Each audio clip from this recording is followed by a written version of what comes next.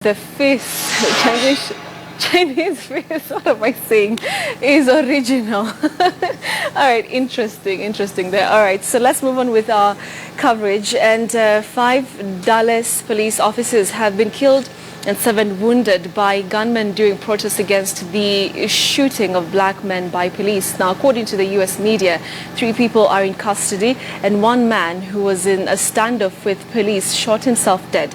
The Dallas attack marks the deadliest day for U.S. law enforcement officers since the 9/11 attacks in 2001. Our reporter Zindzi Kibiku breaks down the events that led to the Dallas attack. This video of 37-year-old Alton Sterling, a father of 2 who sells CDs for a living, unarmed, tackled and pinned to the ground by police, fired up on social media. He's covered. He killed my boyfriend. He's licensed. He's licensed to carry. 24 hours later, 32-year-old Philander Castle from Louisiana becomes another victim of police brutality. His girlfriend captured the aftermath live via Facebook as their daughter sat quietly in their car. According to a tally done by Washington Post, Philander was the 123rd person shot by police in 2016. The shooting in Louisiana and Minnesota follows a long string of deaths of black people at the hands of police, which have left many outraged. Oh my God, please don't tell me he's dead.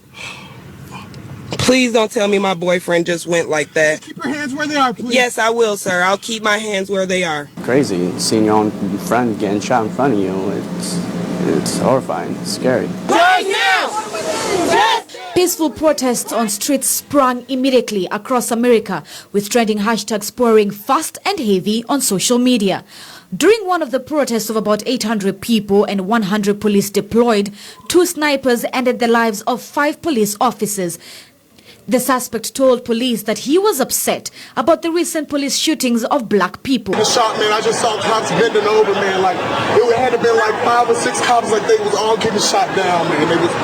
It was right after the rally. We're working very diligently in processing the crime scene, to find evidence, to bring any other suspects to justice that were a part of this. President Barack Obama called the police shooting vicious, calculated and despicable.